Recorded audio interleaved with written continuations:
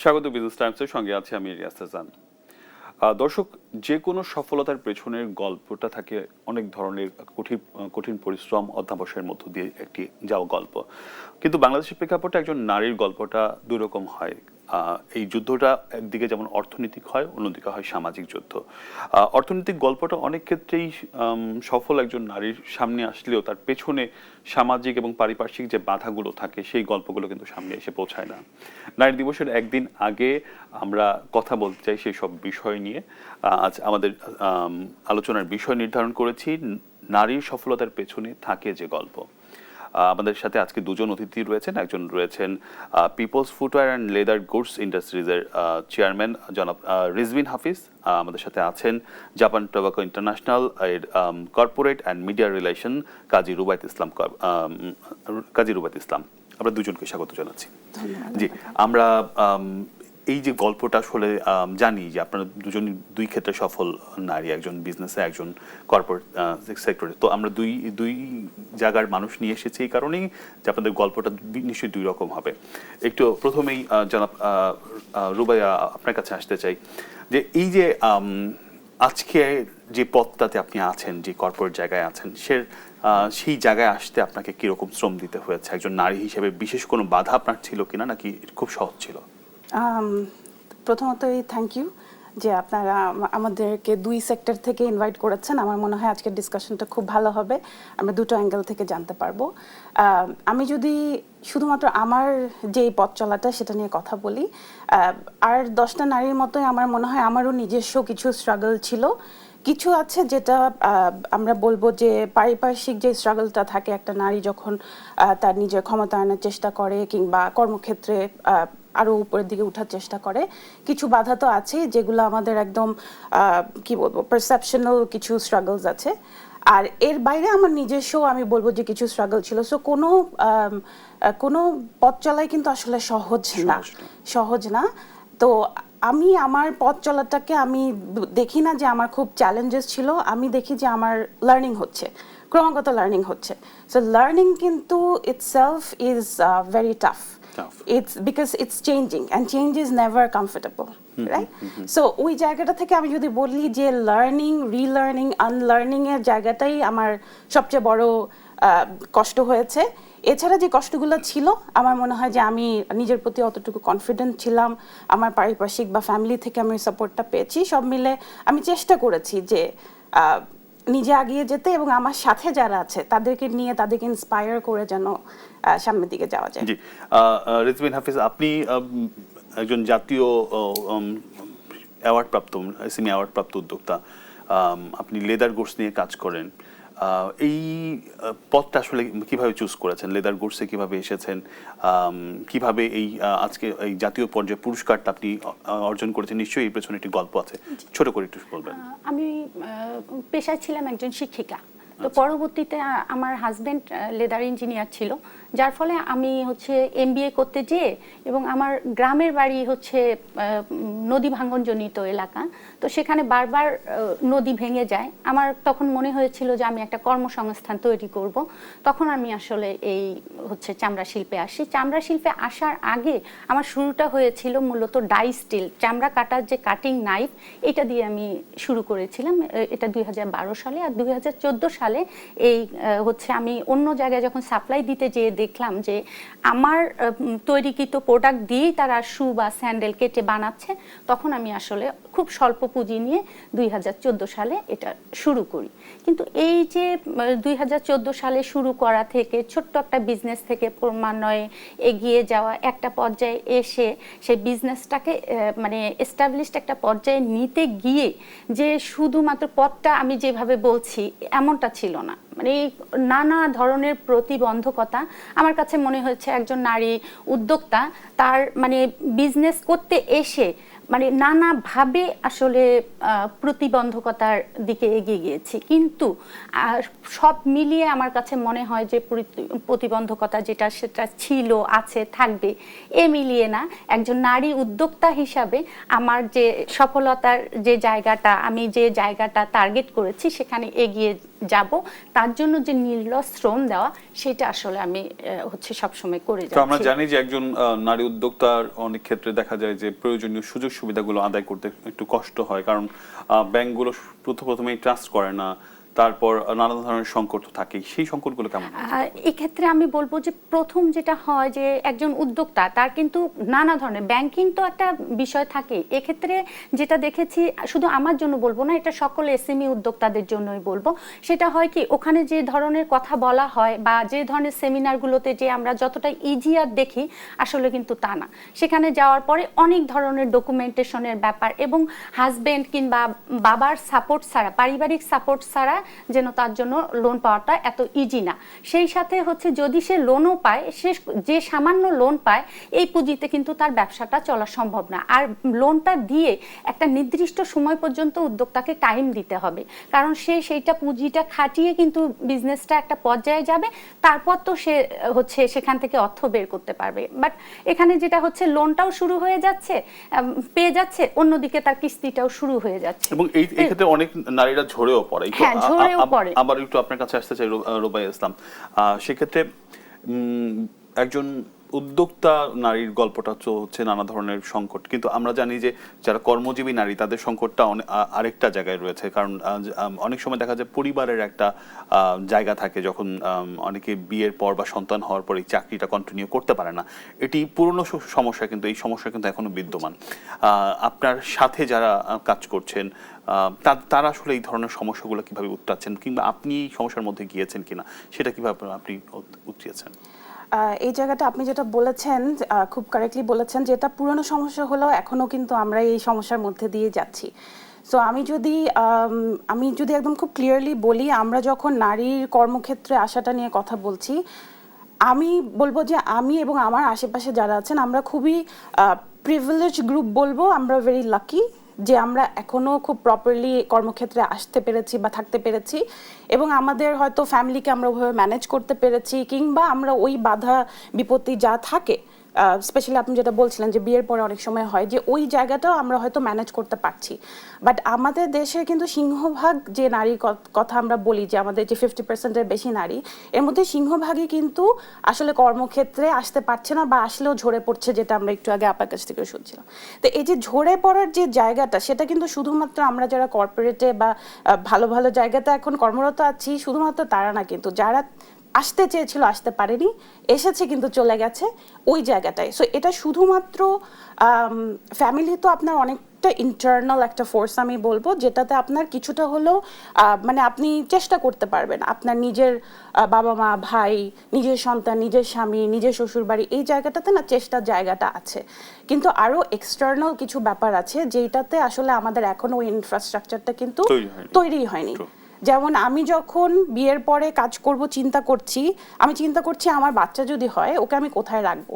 আমার প্রতিষ্ঠানে একটা ভালো ডে কেয়ার আছে, আমার প্রতিষ্ঠান আমাকে মাতৃত্বকালীন যে ছুটিগুলো দিচ্ছে, সেটা চিন্তা করে তখন আমি কিন্তু খুব কনফিডেন্ট ফিল করছি যে আমার একটা কনফিডেন্স নিজের কাজের উপর আছে, স্কিলের উপর আছে, আরেকটা হচ্ছে যে পুরো ইনফ্রাস্ট্রাকচারটার উপরে। কিন্তু আমার প্রতিষ্ঠান হয়তো এভাবে চিন্তা করছে, আর 10টা প্রতিষ্ঠান হয়তো এভাবে এই ইনফ্রাস্ট্রাকচারটা দিচ্ছে না। তখন কিন্তু সেই নারী যখন নিজের ফ্যামিলিকেও কনভিন্স করতে চায়, তখন ফ্যামিলি থেকেও প্রশ্ন আসে যে তাহলে তুমি এটা কিভাবে ম্যানেজ করবে, ওইটা কিভাবে করবে। সো ওই স্কোপগুলো তখন তার আর থাকে না। তো আমার মনে হয় যে এটা শুধুমাত্র পারিবারিক বিষয়, বা এটা শুধুমাত্র আমি বিয়ে করলে হচ্ছে, ব্যাপারটা আসলে এরকম না। ব্যাপারটা হচ্ছে পুরো অবকাঠামোটাই তৈরি করা দরকার। এটা কি খুব এক্সপেন্সিভ একজন উদ্যোক্তা হিসেবে আপনার কাছে? কি আপনার শিল্প, আপনার নিশ্চয়ই আপনার প্রতিষ্ঠানে অনেক নারীরা কাজ করে, কি বলবেন, এটা কি খুব এক্সপেন্সিভ বিষয় নাকি এটা জাস্ট মানসিকতার বিষয়? যে আমি হচ্ছে যখন একজন উদ্যোক্তা কিংবা একজন কর্মজীবী নারী যেই হোক না কেন, তাকে সবার আগে মানসিকভাবে প্রস্তুতি নিতে হবে যে আমি যে কাজটাই করতে যাব, আমাদের এটা কিন্তু পিতৃতান্ত্রিক একটা সমাজ ব্যবস্থা। তো সেই জায়গাটাতে আমার পরিবারকে সামলিয়ে তারপর আমার সন্ততির সেই জায়গাটা কিভাবে আমি ম্যানেজ করব, এইটাকে চিন্তা করে তারপর কিন্তু আমাকে কর্মক্ষেত্রে হচ্ছে প্রবেশ করতে হবে। তবে কিছু কিছু জায়গায় সেটা করা সম্ভব, সব জায়গায় কিন্তু এটা সম্ভব নয়। অন্যদিকে দেখেন আমার প্রতিষ্ঠানে শতকরা 90% হচ্ছে নারী। তো সেক্ষেত্রে দেখা যাচ্ছে যে একটা নারী ভালোভাবে কাজের ক্ষেত্রে ভালো, কিন্তু সে গেট থেকে যখন তার স্যালারিটা পেয়ে বাসা পর্যন্ত পৌঁছাবে তার আগেই তার হাজবেন্ড সব টাকা নিয়ে ফেলছে। তারপর তার জন্য কিন্তু কোনো স্পেস দেওয়া হচ্ছে না। সে হচ্ছে অনেক সকালে উঠে রান্না করছে, বাচ্চা সামলিয়ে তারপর আসছে এখানে কর্মক্ষেত্রে কাজ করে, আবার গিয়ে কিন্তু সে আবারও রান্না বান্না মানে সাংসারিক যে কাজটা সেটার মধ্যে যাচ্ছে। তো তার কিন্তু আসলে কোনো প্রকার রেস্ট বা কোনো প্রকার সাপোর্ট ওই জায়গাটা হয় না। এর ফলে দেখা যাচ্ছে যে একটা নারী যতই চাক না কেন যে আমি সামনের দিকে অনেকভাবে এগিয়ে যাব, অনেক ক্ষেত্রে নারীরা কিন্তু ঝরে পড়ছে, সেটা হচ্ছে বাণিজ্যিক ক্ষেত্রে হোক আর হচ্ছে। কিন্তু এই ঝরে পড়া তো দেশের অর্থনীতির জন্য একটা বড় ধরনের ক্ষতি, কারণ বলা হয় পুরুষের সাথে যদি নারীরা এগিয়ে আসে তাহলে তখন হচ্ছে যে গতিটা পায় অর্থনীতি, কিন্তু নারীরা যদি পিছিয়ে থাকে সেক্ষেত্রে সেটা হয় না। সেজন্য যেটা করতে হবে যে আমাদের এটা শুধুমাত্র যে হচ্ছে কর্মসংস্থানে নারীরা যাচ্ছে বা তার ব্যক্তিগত বিষয় এখানে তা না, এটা কিন্তু একটা পারিবারিক শিক্ষা।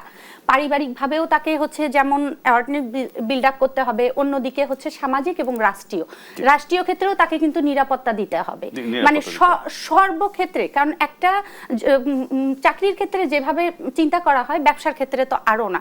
কারণ হচ্ছে প্যারেন্টসরা চিন্তা করে যে আমার যে বাচ্চাটা যাবে সে আসলে এই জায়গাটা ভালো করতে পারবে কিনা, তাকে তো অনেক চাকরির ক্ষেত্রে একটা নির্দিষ্ট সময় আছে, কিন্তু আমাদের কিন্তু ব্যবসার ক্ষেত্রে সেই সময়টা নেই। একটু বিরতি নেওয়ার সময় হচ্ছে, দুজনই আছেন। দর্শক, আমরা আলোচনা করছিলাম নারীদের এই সফলতার পেছনে যে গল্পগুলো থাকে সেই গল্প নিয়ে। একটা বিরতি নিচ্ছি, ফিরছি কিছু খবরের সঙ্গে থাকুন। আবার স্বাগত বিজনেস টাইমসের সঙ্গে আছি আমি রিয়াজ হাসান। আমরা আজকে আলোচনা করছিলাম নারীর সফলতার পেছনে থাকে যে গল্প, এই বিষয়টি নিয়ে। অর্থাৎ সফল নারীর পেছনে নানা ধরনের গল্প থাকে, সেই বিষয়গুলো জানার চেষ্টা করছি। আমাদের সাথে দুজন গেস্ট অতিথি রয়েছেন, তাদের মধ্যে একজন হচ্ছেন Peoples footwear and leather goods ইন্ডাস্ট্রিজের চেয়ারম্যান জনাব রিজভিন হাফিজ, আছেন জাপান টোবাকো ইন্টারন্যাশনালের কর্পোরেট অ্যান্ড মিডিয়া রিলেশনস কাজ করছেন কাজী রুবাইয়া ইসলাম। আবার স্বাগত জানাচ্ছি দুজনকে। আমরা বেশ কিছু বিষয় নিয়ে, নানা ধরনের সংকটের জায়গা নিয়ে বিরতির আগে আলোচনা করছিলাম। আমরা একটু আপনার কাছে আসতে চাই জনাব রুবাইয়া। সেটা হচ্ছে, আমরা কর্মক্ষেত্রে অনেক নারীদের দেখি যারা নানা জায়গায় কাজ করে, কিন্তু যখন লিডারশিপের জায়গাগুলো তৈরি হয় তখন নারীরা খুব একটা উঠে আসে না, আসলেও সংখ্যায় কম। একটা বোর্ডে আমরা দেখি যে একজন বা দুজন হয়তো থাকতে পারে। তো এই জায়গাটা কেন, এরকম হয় কেন আসলে? এটা খুবই একটা ইন্টারেস্টিং পয়েন্ট আপনি রেজ করেছেন, এবং আমরা অনেক জায়গায় দেখি যে মানে অনেক ভালো ভালো প্রতিষ্ঠানে কিন্তু নারীরা কর্মরত আছেন, কিন্তু লিডারশিপ রোলগুলোতে কেন নারী প্রেজেন্সটা অনেক কম। এটার একটা বড় কারণ আমি বলবো যে যেই প্রতিষ্ঠান আছে তার যে অবকাঠামোটা আছে, যেখানে সে একটা নারীকেও কিভাবে গ্রুম করছে। কারণ কিছু জায়গায় কিন্তু আমাদের কিছু সেপারেট রিকোয়ারমেন্টস থাকে। যদি আমি আমার পার্সোনাল এবং ওয়ার্ক লাইফকে ব্যালেন্স করতে চাই, সেটা দিয়ে আমাকে যে গ্রো করাবে, সেটা মেন্টরশিপের থ্রুতে হোক, সেটা অ্যাডিশনাল স্কিল অ্যান্ড ট্রেনিং ডেভেলপমেন্টের থ্রুতে হোক, সাকসেশন প্ল্যানিংয়ের থ্রুতে হোক, আমার পে স্কেলটা যেন জেন্ডার ব্যালেন্সড হয়, অন্য কারোর থেকে কম না হয়, সব কিছু মিলে কিন্তু আমাকে উপরের দিকে মানে উঠতে হবে। একটা হচ্ছে যে ওই অবকাঠামোটার মানে এক্সিস্টেন্সটা সব জায়গাতে হয়তো একইভাবে নেই, এবং অ্যাট দ্য সেম টাইম আমি বলবো, এবং আমি অনেক জায়গায় এটা বলছি, মানে যে আমি আমাদের নিজেদেরকে বলছি যে বেশি ফোকাস হতে নিজেদের প্রতি। আমাকে আমার স্কিলটা কিভাবে ডেভেলপ করতে হবে, আমি ওই নতুন রোলটাতে অ্যাপ্লাই করবো কিনা, আমরা অনেক বেশি ওভার থিঙ্ক করছি যে পুরা প্রোফাইলটা 100% আমার সাথে ম্যাচ করছে না, আমি কি অ্যাপ্লাই করবো? Do it, it's for you. আপনি এটা করেন, আপনি করে আপনাকে তো অবভিয়াসলি এটাতে কোনো ফিডব্যাক দেওয়া হবে যে কেন আপনি পারেননি। তখন আপনি ওই জায়গাটা বুঝতে পারবেন যে আপনাকে কোন জায়গাটাতে আরও ভালো হতে হবে, কোন জায়গাটাতে আপনাকে আরও বেশি প্রশিক্ষণ নিতে হবে, আর একটু ডেভেলপ করতে হবে। তখন কিন্তু আপনি আরও বেটার করতে পারবেন। সো এখানে নিজেরও একটা চাহিদার ব্যাপার আছে, প্লাস ওই অবকাঠামোটারও জায়গাটা আছে আর কি, যে কোম্পানি বা ইনস্টিটিউট আপনাকে কিভাবে গ্রুম করতে চায় বা কিভাবে দেখতে চায়। সো দুইটার সমন্বয় যখন হবে তখন আসলে আমরা যেতে পারবো। থার্ড একটা জিনিস বলবো যে আমরা ওয়েট করছি যে অন্য কেউ আমাকে সাপোর্ট করছে কিনা, বা কে উপর থেকে কে আমাকে সাপোর্ট করবে, আমি কি অন্য কাউকে সাপোর্ট করছি কিনা, এই জায়গাটা আমরা অনেক সময় ভুলে যাই।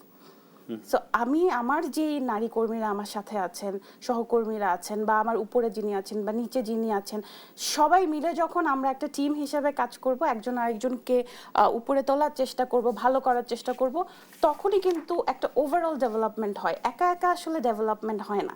জি, একটু আপনার কাছে আসতে চাই। এই যে আমরা জানি যে আপনারা আপনারা যখন কাজ করছেন তখন তো আসলে আপনাদের সহকর্মী যারা থাকেন, মানে যারা আপনাদের প্রতিযোগী থাকেন, তারা তো আসলে অনেক ক্ষেত্রে পুরুষ হয়।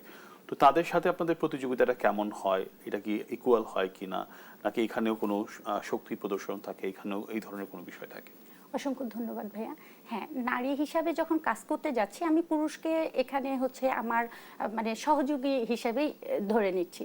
তবে এখানে যেটা হয় যে নারী হিসাবে আমাদের পথটা এত সহজ না, কারণ পুরুষ আমাদের যেভাবে দেখছি না কেন, আমার লেদার সেক্টরে, আমি তো হচ্ছে ফুটওয়্যার নিয়েও কাজ করছি, তো এখানে পুরুষের সংখ্যা বেশি, নারীর সংখ্যা খুবই কম। তো আমি দেখেছি যে যখন ক্ষুদ্রভাবে ছোট্ট করে শুরু করলাম তখন এক ধরনের ব্যারিয়ার, তারপরে যখন আরেকটু বড় হলাম তখন আরেক ধরনের, তখন দেখা যাচ্ছে যখন ছোট ছিলাম মার্কেটে যাচ্ছি, মার্কেটে আমাকে হচ্ছে সেইভাবে মূল্যায়ন করা হচ্ছে না, আবার বাসে যখন প্রোডাক্টটা নিয়ে আসছি নানা ধরনের হ্যাসেলের শিকার। এরপরে যখন দ্বিতীয় ধাপে গেলাম তখন এক ধরনের, তৃতীয় ধাপে এসে মানে আমাদেরকে এভাবেই চিন্তা করা হয় যে উনি নারী, সুতরাং ওনাকে শক্তি প্রয়োগ করলেই মনে হয় উনি ঝরে পড়বে, কিন্তু আসলে এখানে তো ঝরে পড়বার বিষয় নয়, অসংখ্য নারী এখানে আসলে উদ্যোক্তা হিসাবে তৈরি হবার বিষয়। তো আমার 2020 সালে এমনও হয়েছে, 2020 সালে আমার পুরো প্রজেক্টটাই দখল করে নেওয়া হয়েছিল। যদিও আমার সেই সময় যদি ডকুমেন্টেশন সম্পর্কে এত ভালো ধারণা না থাকতো, প্রত্যেকটা ডকুমেন্টেশন ওকে ছিল, ফলে প্রশাসন এবং হচ্ছে এসএমই ফাউন্ডেশন থেকে শুরু করে বিভিন্ন সংগঠন তখন মাঠে নেমে আসে এবং 18 ঘন্টার মধ্যে আমার প্রজেক্টটা আমাকে ফিরিয়ে দেওয়া হয় প্রশাসনের পক্ষ থেকে। তো এইটা কিন্তু একজন নারীর পক্ষে, আমার পক্ষে যতটা মানে হয়েছে, সবার পক্ষে যে এমনটা হবে এমন না।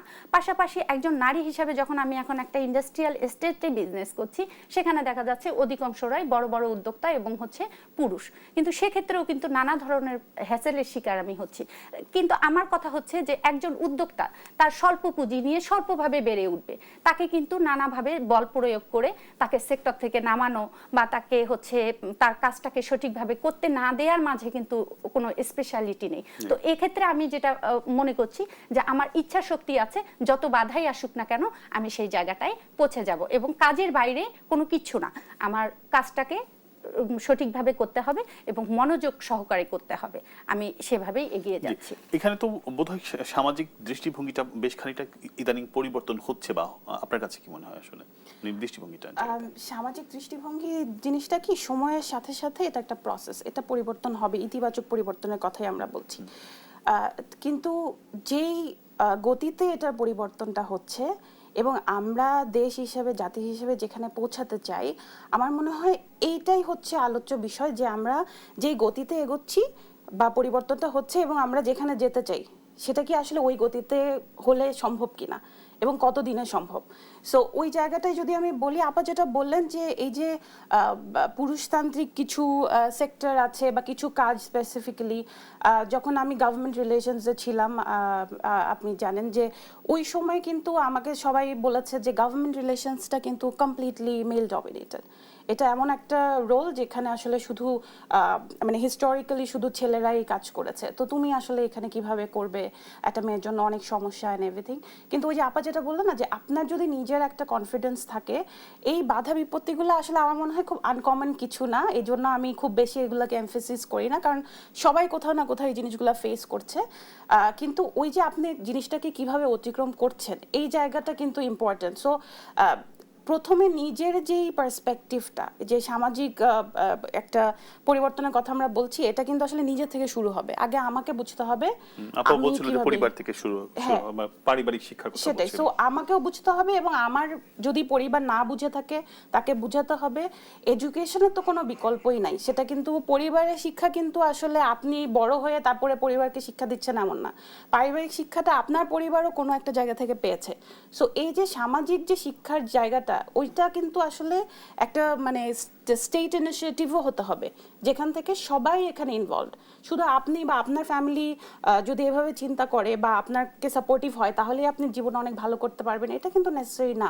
এখানে অনেক এক্সটার্নাল ফ্যাক্টর তার আছে। বাইরে আসলে এই সংকটের বাইরেও আমরা জানি, যেহেতু আমাদের নারীরা একটু মানে সামাজিকভাবে আমরা একটু ঘরে থাকার বিষয় থাকে, ঘরে থেকে আসলে কিছু করার সুযোগ আছে কিনা, হয় কিনা, বা এই ধরনের কোনো ট্রেনিং প্রশিক্ষণের কথা সরকার ভাবে কিনা যে দুটোই করুক, ঘরও সামলাক এবং ঘরে বসেই একটা ভালো কিছু করুক, এরকম কোনো জায়গা নিয়ে এখন কথা বলার প্রয়োজন কিনা?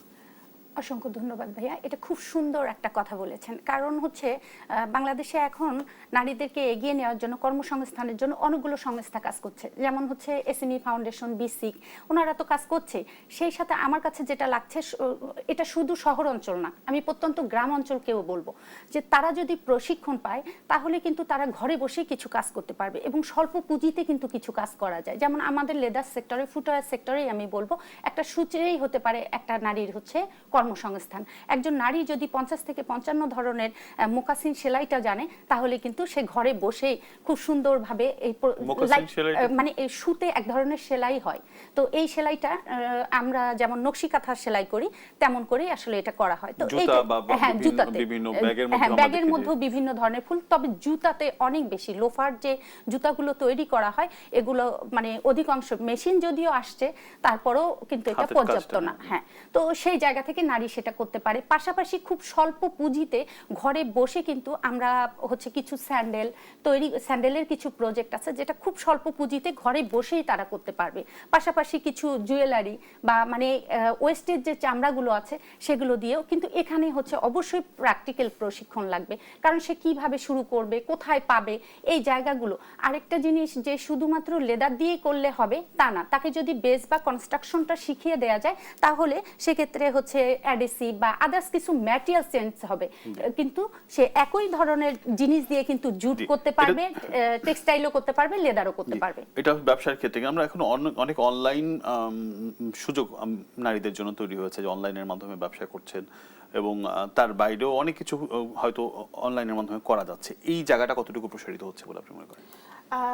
এই যে এই ডিসকাশনটা আসলে একটা সুন্দর ডিসকাশন, যেটা আমি শুরুতেই বলেছিলাম যে যখন আমরা নারীর ক্ষমতায়নের কথা চিন্তা করি বা উন্নয়নের কথা চিন্তা করি, আমরা মনে করি যে ওকে বাইরে যেতে হবে, কাজ করতে হবে। আসলে ব্যাপারটা তা না।